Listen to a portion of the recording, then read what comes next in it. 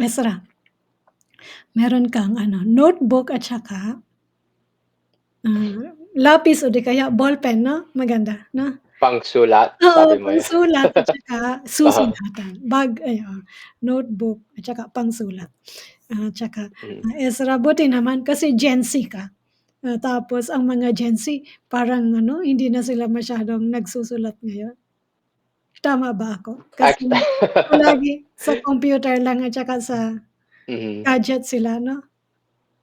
Pero Nakakatawa yun kasi ako din, ito talaga yung unang ah, isa kong beses like ah, isusulat sa notebook ay dito oo, sa dahil sa lessons akin, mo. sinunod mo ako 'no?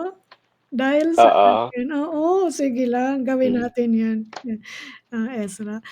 Salamat at sumusunod ka sa mga payo ko. Mhm. Oo, sige Opo. magsulat ka lang kasi mas nakakatulong 'yun, mabilis na mapupunta sa isip mo. Mhm. Ezra, tutulungan kita kung paano sabihin na, larawan, describe or ikukuwento mo ang tungkol sa paglalaro mo ng tennis. Kasi yung mo yung ginamit ko, ako yung speaker, mo referring to you, second person. Mhm. Now, Ezra, sabihin mo sa first person sa sarili mo tungkol sa paglalaro ko ng tennis kasi ikaw yung Opo, speaker. tungkol sa mhm, Sige. tungkol sa paglalaro ko ng tennis. Oo, Yeah. 'yun ang topic natin ngayon, tungkol sa Mhm. paglalaro ko ng tennis. Kasi ikaw ay isang manlalaro ng tennis. Si Ezra, Opo. kung ako ang nagsasalita, si Ezra ay manlalaro ng tennis. Isang N lang kapag Tagalog na, tapos wala ng direct translation, yung tennis.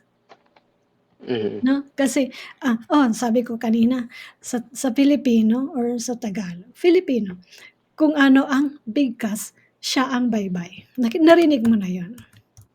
Opo. So, Kung isa lang letra. ano ang bigkas, siya ang baybay. Ano yung baybay? Ano Bye-bye as in goodbye? hindi, Like you hindi, delete? hindi. Like you lessen? Hindi, ang Like ibig you sabihin iwasan? hindi. Bigkas, alam mo bigkas? Hindi ba? Hindi po. Ah, ang bigkas, ibig sabihin ng bigkas ay pronunciation.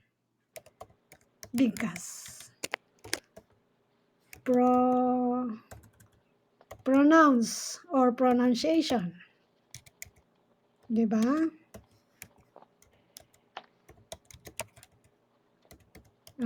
Ngayon mo lang ba narinig yung salitang bigkas? Opo, na yun lang. Tapos 'pag meron kang pronunciation, meron kang bigkas, merong baybay. Ang baybay ibig sabihin spelling. Hindi siya goodbye. Okay. Iiba yung So you baybay. spell it like you pronounce it. Oo, Yeah. yung siyempre baybay rin sa Filipino, baybay hindi, babay yun sa Pilipino yung Hindi ba? babay. Akala ko like bye-bye, like Puwedeng okay. bye, English, bye-bye. Pero dito baybay ay tawag dun, spell. Hmm, bye, spell. Ezra, narinig mo na ba yung baybayin? Opo, Oo, babayin. Like, oo. isn't that like payment? Hindi. Oh, is that bayarin? Bayarin Bayarin. yun. Yun, wag Ah, kang malilito sa mga salita natin sa Filipino, mga mhm, bayarin yun 'no, bayarin, iba yun, bayarin, nakakalito. Ang bayarin ay payment or, mhm. utang, debt, debt, debt, yan, payment, bayarin. Yung baybayin Ezra, yun yung ancient script ng mga Filipino. Oh, like, yes, yes, I have seen that. Mm. Mhm. Kaya lang medyo But, ah, Oo, kaya lang medyo ano 'to, medyo confusing kasi may iba-iba rin siyang ano, may Mhm. iba-ibang grupo, depende kung saang rehiyon, 'no. Hindi Mhm. ako masyadong nagfo-focus sa baybayin, pero interesado rin akong ano, practice. Opo. May kaunti akong alam siyempre, pero hindi ko, ginagamit. Pero interesting. Alam ko nagiging sikat itong baybayin dahil uso yung mga nagpapa-tattoo 'no, nilalagay nila yun sa nagiging tattoo art na yung baybayin, tama ba? Mhm. Anyways, Opo. na-divert na naman tayo. Sige, balik tayo sa ating ano, sa ating, main focus.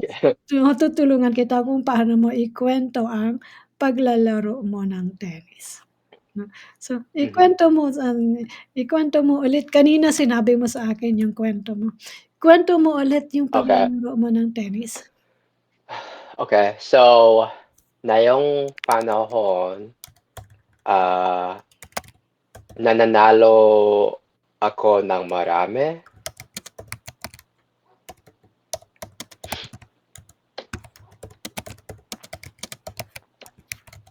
Okey. Gusto mo bang Dahil, hmm, yeah, tuloy mo lang yung sinasabi mo, makikinig ako, isusulat or ita-type ko okay. tapos tutulungan kitang, ayusin natin, ayon sa native speaker yung sinasabi mo pagtapos. Oh, sige po, sige. Teka. So, dahil itaas ko ang level ng mga kalaban,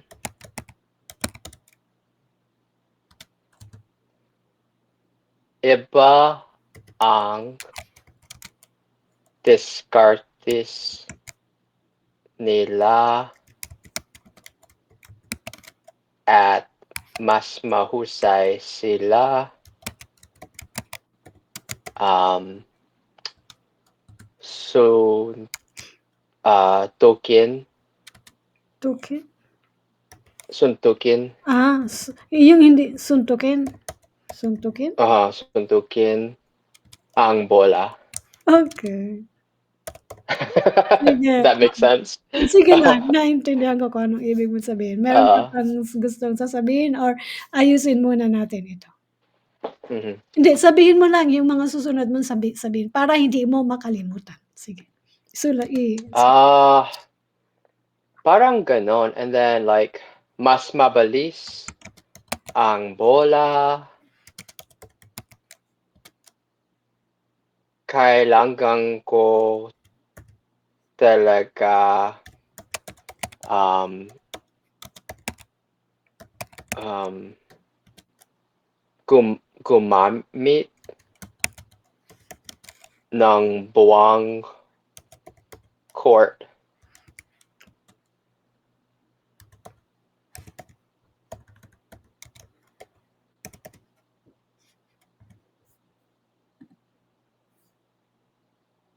Yeah, sabihin sabagay. mo rin ano, yung pressure na nararamdaman mo. Hmm, Sige. pressure. Like, Kasi kung ah, ikukumpara mo dati yung mga kalaro mo ay dati yung mga mas kalaro mo mabagal yung oo, dating kalaro ko. sige kuwento mo Mhm, tungkol sa dati mong kalaro. opo. Um, kumbaga,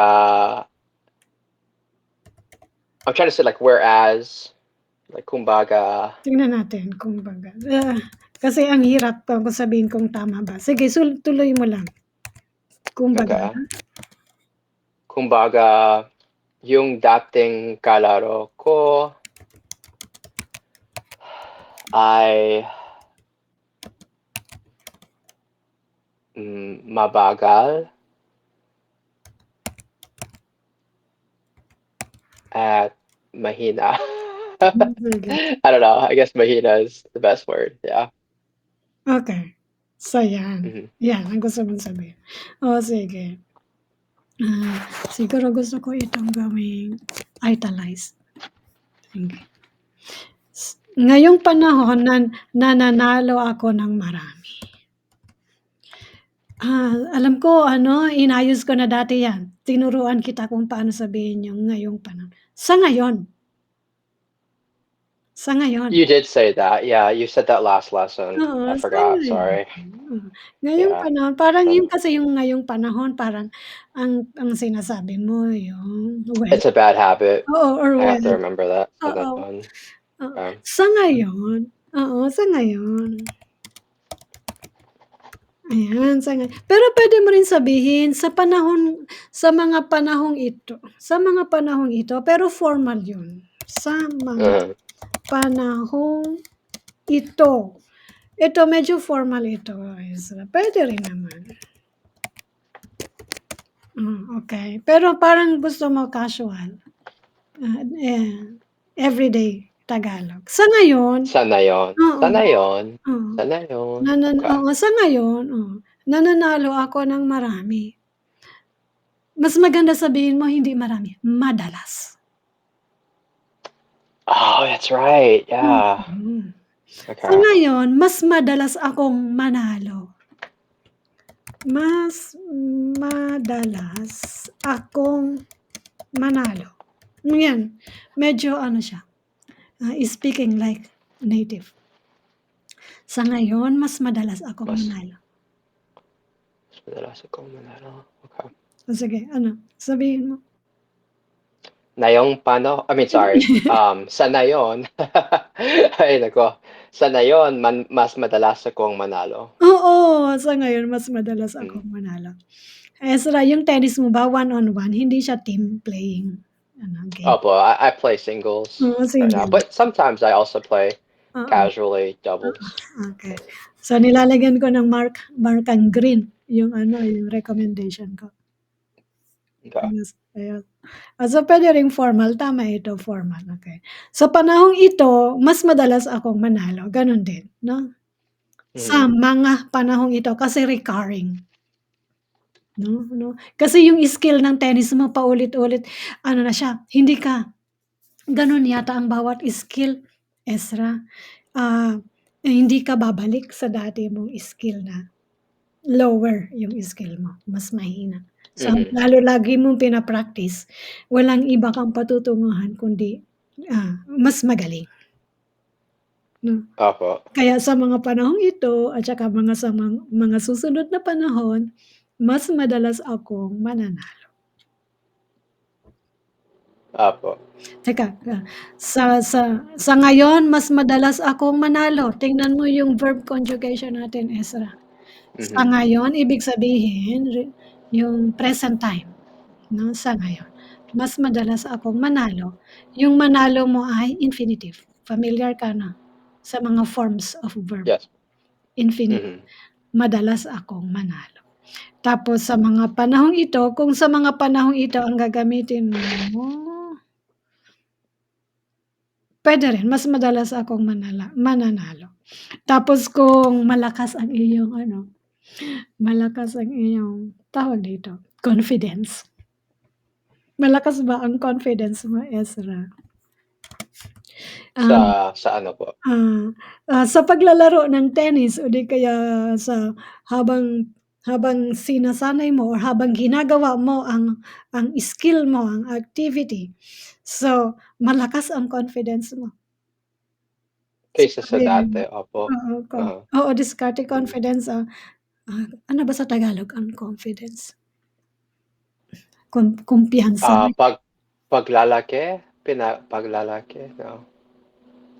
hmm, Isn't there something like that? Like pride, like, kum no. alam ko kumpiyansa na sa Tagalog 'yun, confidence, Ah, kumpiyansa. So, sounds like Spanish tapos ginawang Tagalog, kumpiyansa, confidence. Kung, sasabihin natin, Ezra, malakas na ang confidence mo sa paglalaro ng tennis, tapos maganda sabihin, palagi na akong anong magandang verb dito? Palagi na akong Palagi na akong ano, what am I trying to say? Present tense ng Ah, manalo. oh, palagi na akong Ay, future tense. manalo. Future tense ng Oh, manalo. palagi na akong mananalo. Oo, future tense. Palagi na akong mananalo sa larong ito. Ezra, tinutulungan kita kung paano gamitin yung mga verb, di ba, sa ngayon? So, sana yun. Oo. Tinuturuan kita na paano gamitin ang verb. Lalo na, review mo yung verb conjugation. Manalo, mananalo. Tama? Anong tanong mo po? Oh, Sorry. sabi ko. Di ko get. Medyo, sa ngayon, itong mga habang inaayos natin yung sentence mo kanina, Mhm. tapos meron akong rekomendasyon kung paano siya sabihin bilang native speaker, no? No, Mhm. tinutulungan kita. Tapos habang tinutulungan kitang sabihin, gaya ng native speaker, review, binibigyan kita ng review tungkol sa mga verbs. No? Mhm. Halimbawa, yung verb na manalo. Yung verb na manalo ay infinitive. Opo. Infinitive. Madalas na akong manalo. Tapos, sabihin natin, hypothetical ito, may kumpiyansa ka sa sarili. Malakas ang kumpiyansa sa sarili. Hypothetical. Oh, I see what the problem is. Okay, here's what happened. I mixed up manalo and matalo. So I Bakit? was trying to say these days I'm losing a lot. Ah! Cause yeah, so that's why I was confused. Cause why Ah! would I? So I thought when I said manalo, I thought it meant losing. Cause I was Oh, thinking matalo. So I was oo. like, why would I lose more if my confidence is higher? So no, sorry. Kaya Yes, but pala. mananalo ako kapag mas malakas ang Kumpiyansa. kumpiyansa ako. Kumpiyansa ko, oo. Yes, but I meant to say in the first sentence, matalo. Sorry, Oo, matalo ang gusto mong matalo. sabihin. Kaya siyempre kaya Opo, madalas akong matalo matalo sa sabi nayon. oo, kaya Ah, naman yung narinig ko manalo kaya yung isip ko matalo. oo, Yeah. 'di ba? Oo, Oo, tsaka yeah. din That's yung what. oo, okey yan ayusin natin at ngayon naalala ko meron tayong magandang Tagalog para sa confidence. Mhm. Malakas ang tiwala sa sarili, confidence, Yes. tiwala sa sarili, confidence. Ah, Tama ba yung spelling ko ng confidence? yes. Tiwala sa sarili ang sasabihin mo. Tiwala, trust sa sarili, confidence. Ilagay mo sa notebook mo na kaagad yung mga phrases na Opo. palitan natin itong sinabi mo ngayong panahon sa ngayon ito tatanggalin natin. Natatalo sabi mo dapat natatalo. Ganyan, mas madalas akong matalo, yun ang gusto mong Mas sabihin? madalas akong matalo. Oo, mas madalas akong matalo. Anyway, Mhm. kapag, lagi kang nagpa-practice, tama lang 'yan, magpa-practice ka. Kapag malakas na ang tiwala mo sa sarili mo, Ezra, palagi kang mananalo. Yes. Sabihin mo sa Tagalog, yung sinabi ko. Kapag Kapag mas malakas ang tiwala sa sarili mo, palagi ka ng mananalo? gamitin natin ang suffix "ng". Tama yung ka ng mananalo pero shorten, palagi kang mananalo. Okay. Ako ang nagsabi nito, si Guro ang nagsabi. Kapag si Ezra ang nagsasabi, si Guro ay nagsasalita First person. Kapag ikaw ang nagsasabi, si Ezra ang nagsasabi, anong sasabihin? Kapag mas malakas ang tiwala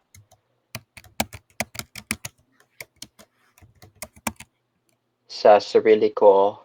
Mas maganda, Ezra. Kapag mas malakas ang tiwala ko sa. Tiwala ko sa sarili.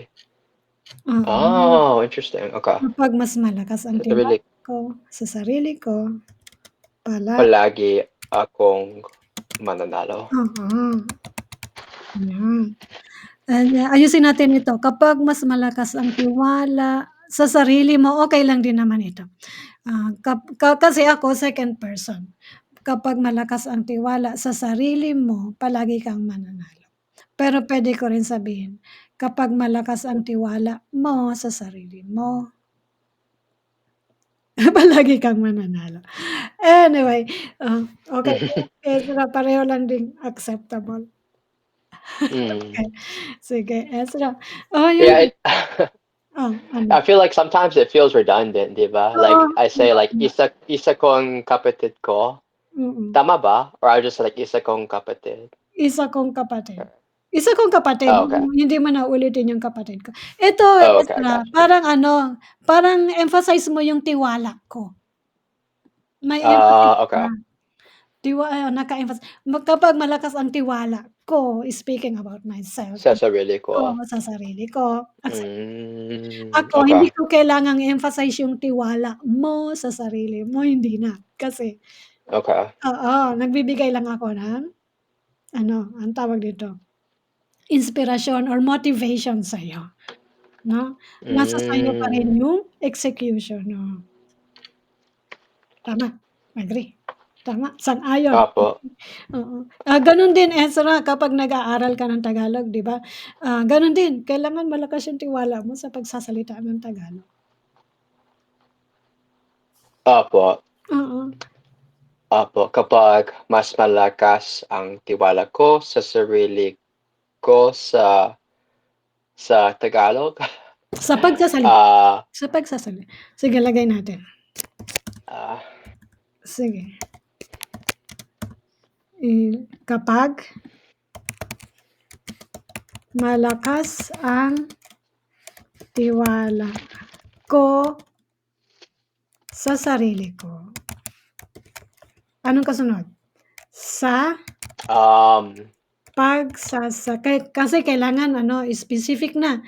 Kasi parang lumihis tayo sa topic na, parang apply mo lang, siningit ko yung pagsasalita yes. ng Tagalog. Kapag malakas ang tiwala ko sa sarili ko sa pagsasalita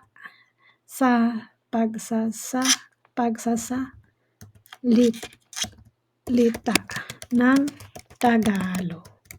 Anong magiging resulta? Kapag Um, tiwala ko sa sarili mas mabilis akong magsalita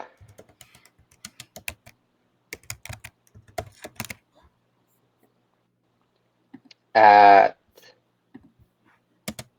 I can be more descriptive. Like how would I say that in Tagalog?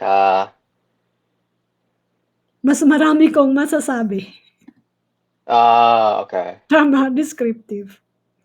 Mas marami akong masasabi. Oo, Yeah. mas mabilis akong Okay. magsalita at mas marami Ezra, kasi parang mas maganda gawin mong future tense yung verb, tulad nung mananalo, future tense. Okay. So, kaya yung Mas salita, verb, gawin mong future tense yung magsalita, magsasalita, at mas maraming masasabi. Yeah. Yun. Sige nga. Kapag malakas ang tiwala ko sa sarili ko sa pagsasalita ng Tagalog, mas mabilis akong magsasalita at mas maraming masasabi.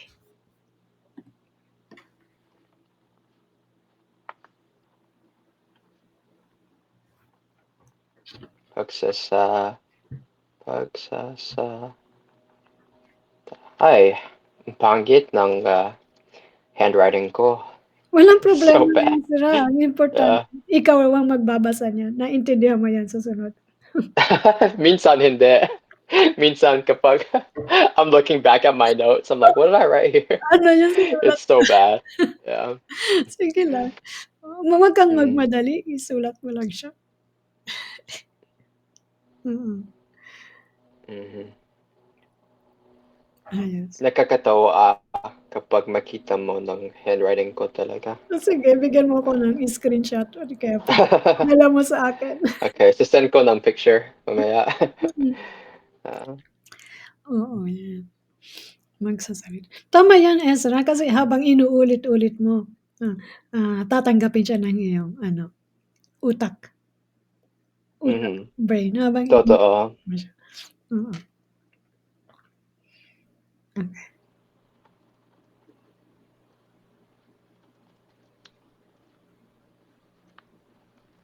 At mas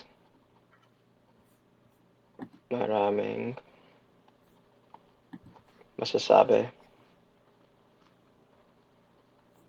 Okay. Mas maraming masasabi. Kapag malakas ang tiwala ko sa sarili ko, sa ulitin mo kay Ezra, para naririnig kita kung paano mo siya sabihin. Kapag malakas ang tiwala ko sa sarili ko sa pagsasalita ng Tagalog, mas mabilis akong magsasalita at mas maraming masasabi. Oo, okey. Um, Gusto mo bang maintindihan sa ngayon, Ezra, yung pagkakaiba ng ma-verb versus makapag? Yes Or po, gusto susunod ko 'yan. or susunod na lang? Um, actually na yung gusto Ano kong yung gusto malaman. mo? Oo, puwede. Mhm. Ah, pero parang teka lang, parang 'pag, ginamit natin yun lilihis tayo dun sa pagkukuwento mo ng ng tennis. Mamaya may oras tayo i-ano ko, kasi nga kapag, parang hindi ko makita sa tennis na istorya mo. Mamaya kapag may oras tayo. Ayan, Okay. ma and makapag, makapag verbs. Mamaya na lang, pasensya. Kasi alam mo naman ako, minsan Okay po. nadi-distract din ako. Madali ako ma-distract. Ano, Oo. ngayon, dahil balikan ko muna ito, Ezra. Dahil itaas ko ang level ng mga kalaban, iba ang dahil itaas ko ang level ng kalaban, gawin ko ulit na italize. Ibig sabihin, ang kalaban mo ay mas magaling na kaysa sa'yo, so mas mataas na ang level nila. Yeah. Siguro Like I joined like a higher level. oo. So, pressure mo Mhm. sa sarili mo yun, intention mo sa sarili mo na lumipat ka ng ibang grupo or ibang kalaro. Mhm. So, ikaw Opo. dahil, ngayon, Ezra, gagawin mo itaas. Ngayon yung itaas ay tama, verb yun, kasi ang iniisip ko itaas ay adverb na above. Ngayon yung itaas na ginamit mo ay verb, pero gawin mong past tense yung itaas. Gagawin mo siyang past tense. Oh, how would I do that in past tense? I-verb yan ang sinasabi ko kapag ganyan. Yeah, As kasi nilagay would be passive for oo, ilagay, but I meron don't siyang know prefix. for he kasi uh I don't actually know how about tinaas? Tinaas? Itaas. I-verb yun, 'di ba? Meron siyang prefix itaas, Mhm.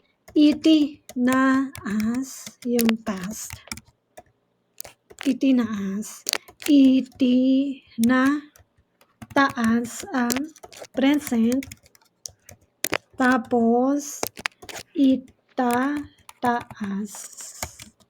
ang future. Sige.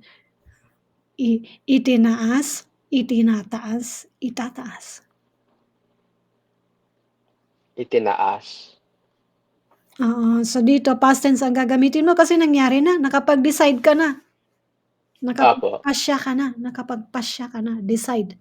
Nakapagpasya Mhm. ka na. Itinaas. Itinaas ko ang level. Kung gusto mong gamitin iwasan ang English na level, antas, level.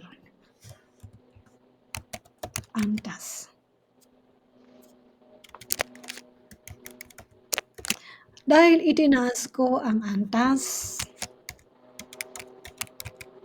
ng mga kalaban ko. Tama. Dahil itinaas Dahil ko itinaas ko ang antas. Ang taas? antas, level. Okay. Huwag kang malilito sa mga salitang Tagalog. Yung antas ay hindi pareho sa itaas or taas, iba. No? Opo. Oo. Antas. Hindi babayan, baybayin, Oo, bayarin, oo. Kaya nakakalito yun baybayin. sa mga Mhm, foreigner. Kaya masasanay na kayo. mhm. Oo, masasanay. Opo. Antas versus taas. So, puwede tayong gumawa ng tongue twister, Ezra. No? Oh, sige po. Mamaya Ano siguro yun? mamaya siguro meron na naman tayong distraction. Oo, tulad niyan, antas gagamitin natin tsaka taas, so magandang tongue twister. Wow, marami. Oo, sige. Okay. Dahil itinaas ko ang antas ng mga kalaban ko, ano ang sunod? Iba ang diskarte nila at mas mahusay sila. Oo. Opo. Iba. Sabi mo discartes Yes. kasi plural. Oh, that's right. I guess I meant to say diskarte. Yeah, diskarte. Oo, alam mo yung diskarte 'no, yung ano yung diskarte? English Like din ba yung strategy. diskarte? Hindi. Hindi po. It's Hindi. Spanish, I think. Oo nga, naging Tagalog Yeah. rin 'no? Diskarte. It's like, isn't it strategy? Oo, strategy, diskarte. Tama. Mhm. Tama ka sa paggamit ng diskarte, strategy. Oo, diskarte. Strategy. Iba ang mga diskarte nila. Gawin kong red ito. Kasi sabi mo plural sila. Lagyan mo ng mga. Iba ang mga diskarte nila. Oo, tama. DI. DI sa Tagalog daw. Hindi diskarte nila. At mas Ezra, gagawin ko rin siyang red. Pula. Gagawin kong pula kasi ang pinag-uusapan mo ay marami, plural. Yung adjective mo gagawin mong plural. Repeat the first syllable of the root word. Mahuhusay sila. Ngayon mo lang nakita yan? Oh, interesting. Oo. Yung mahusay ay adjective. So, you are talking about set of people, group of people, so plural. Mahuhusay. Mahuhusay ang mga kalaban ko. Ngayon, pwede man sabihin. Okay. Okay, teka lang. At mas mahuhusay. Sila. Husay sila. Okay. I didn't know that. You're supposed to kind of like you're doing it in the future tense, Oo, parang but gano'n. for adjectives. Repeat the Yeah. first syllable of the root word, Uh-huh. pero adjective 'yun, kaya refers to plural. Plural. So you would say like mabilis sila? Mabibilis sila. Oh, mabibilis. Oh, okay. Mabibilis sila, Mabibilis. magagaling sila. Mahuhusay. Oh, Oh, okay. Okay. sige sabihin mo. I gotta write that down so I remember Oo. that. So, Mabibilis sila, magagaling sila, so, mahuhusay sila. so plural adjectives Oo, plural. equal to like future tense verb conjugation. Mm. Kapag isang tao lang yung sinasabi mo, mahusay siya, mabilis siya, magaling siya, gano'n. Say mahuhusay, Sila. mabibilis. Oo, mabilis.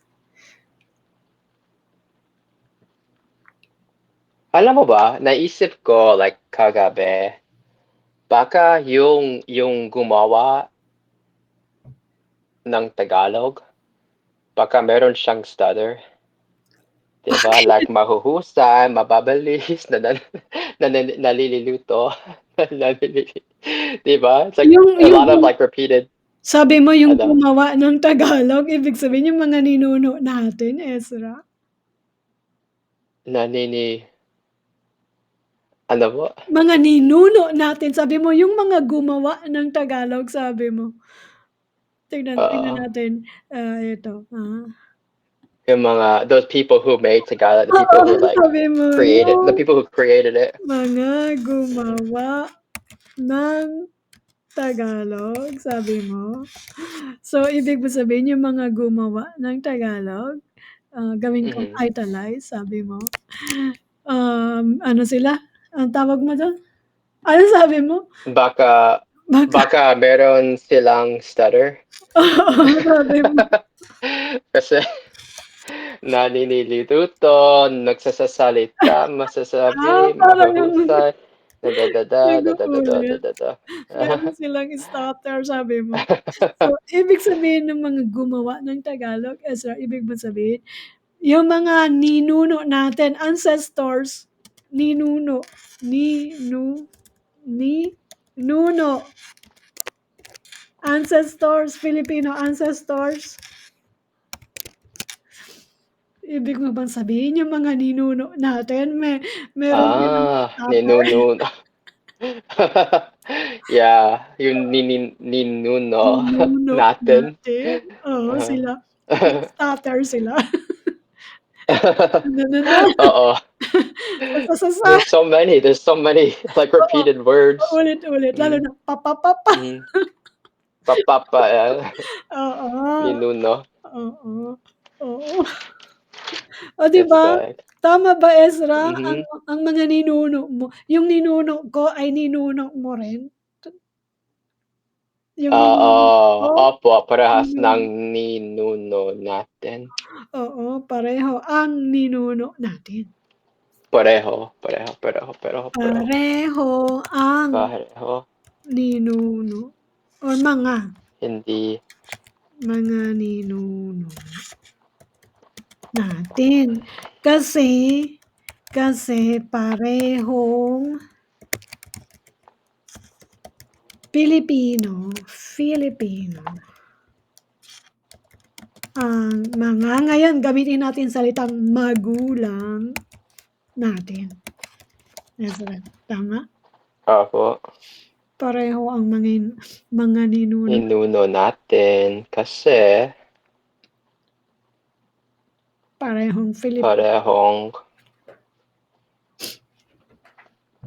Filipino ang mga magulang natin. oo. Tapos yung mga ninuno natin, palagay ko meron silang stutter.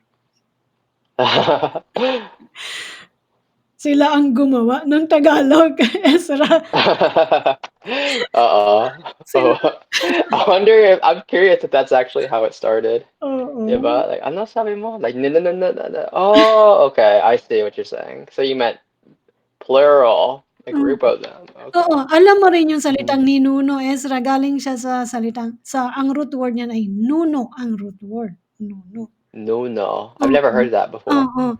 Ninuno. Yung nuno maririnig mo yan sa mga nakakatakot na kuwento. Lalo na ngayon, Halloween at saka oo, sa Pilipinas rin 'di ba meron silang All Saints Day.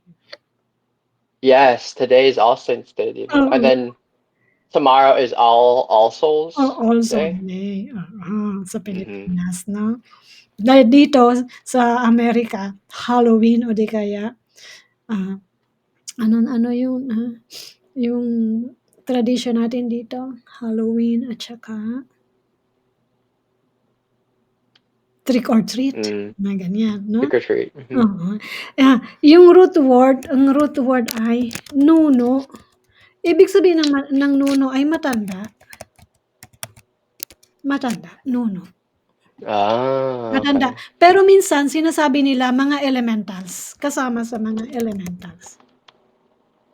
English na 'no, elementals. Alam mo elementals, Mhm, English na lang, matanda, opo, elementals, mga espiritu o mga, elements na hindi natin nakikita. okay. Oo, Like multo, ha? like multo? Oo, parang gano'n or mga oo, na posible may paniniwala ang mga Pilipino na yung mga Mhm. yung mga namatay na, mga nauna na 'no, Hmm, nandito mhm. lang sila sa ano, sa paligid. Espiritu, Oo, mga espiritu espiritu, posible 'no, lalo na mhm. kapag sabi kasi parang meron daw ano yun, merong merong panahon kung kailan sila yung parang libre or malaya na, parang gano'n. Hmm, I see. Kaya nuno, parang at saka parang mayroong paniniwala ang mga Pilipino na yung mga nuno natin ay binabantayan tayong mga buhay pa. Oh, so they're like your guardian angel? Parang gano'n, depende rin talaga sa paniniwala, depende Mm, sa istorya, depende sa okay. oo, depende sa istorya, depende kung paano, kasi subjective 'yun, eh. Mhm, Oo. So, kaya yung okay. makikita mo naman sa salita natin, nuno ay ibig sabihin nun matanda, tapos 'pag na-conjugate niya sa ano, verb, maging ano, in verb. Kaya ninuno, naging past tense ng nuno, ninuno, parang past tense siya. Sounds like past tense, verb, kuha, ninuno, na n nanuno, ninuno, 'yun, 'no? Pero yung ninuno parang naging ano na, ah, noun, ninuno, Mhm. oo, ninuno, ah, ni ninuno, noun refers to ancestor or great ano, mga parents of our parents, tama? Mhm. 'Yan, okey, 'yun ang ibig sabihin ng ninuno, yung ancestors natin. Oo, anyway, Opo, sige, siningit ko ang tungkol sa Halloween ngayon, okey. opo, May oras pa tayo. Balik tayo sa tennis. Balik Lumihas ulit, lumihis, lihis, lumihas. lihis, lumihis, lihis, Oh, lumihis. L-I-H-I. Lihis means divert. Mhm. Lumihis tayo, o 'wag tayong lumihis, bumalik tayo sa dati nating pinag-uusapan. Lumihis tayo. Lumihis. Pero ang maganda kapag lumilihis tayo, Ezra, Opo, marami yeah. kang vocabulary nakukuha. Mhm. Hmm, Yeah, I don't mind. I enjoy it, learning about oo, just random things. oo, Mhm. okey. Sabi mo suntukin ang bola, gawin ko itong ano, tama namang suntukin ang bola sabihin mo, kaya lang gumagamit ka ng ano, ng tawag dun, raket, hindi mo sinusuntok. Opo. Ang suntok ay ito ang ginagamit, fist, raket. Hmm. Palo, palo dapat ang verb mo. Ah. Kasi yung suntok ay diretso sa ano, hit na suntok. Ah, Papaluin? oo, Papaluin ang bola? palo. Palo ang verb mo dito, palo, hit din 'yan. 'No, suntukin ang bola, mahuhusay sila. Bakit suntukin ang bola sabi mo? Hit the ball, yung ibig mong sabihin? Hit the ball, yes. Oo, palo, mahusay silang pumalo ng bola. Okay. Yun, mahuhusay silang pumalo ng bola. Palo ang verb mo. Verb yan, Ezra, pumalo. Yung pumalo ay verb. Pumalo. No? Parang ang infinitive yung pumalo, infinitive. Tapos yung ang tawag dito, past tense. Pareho, pumalo. Pumalo ang ano. And then present is, anong present? Pumapalo? Oo. Ang future, yun, gawin mo yung papalo? Oo, gawin mo yung stutter. Oo. Whatever. Minsan ang stutter na Yeah. papalo. Papalo. Papalo. Ayan. Natutunan ko din sa'yo yung stutter effect. Kunyari, nasa klase mo, correct, like the person that has a stutter. Oo. Tama ka. Oo. Pumapalo, papalo. Mahusay Papalo. silang pumalo ng bola kasi ano lang siya, mahuhusay. Yan ang kanila. Yun, mas mabilis ang bola, kailangan ko talaga gumamit ng buong court. Anong ibig sabihin nun, kailangan kong gumamit ng buong court? Like, I need to use the full court. Talaga? Tumatakbo ka na? Versus, opo, kasi like when I'm playing higher skill players, like I have to hit with depth, so I have to use more of the court instead of when I'm playing weaker players, I can afford to hit more shallow, or like I don't have to really care about where I place the ball as long as I hit it back. But now I have to really think about using the whole court, thinking about angles, thinking about depth, thinking about like height.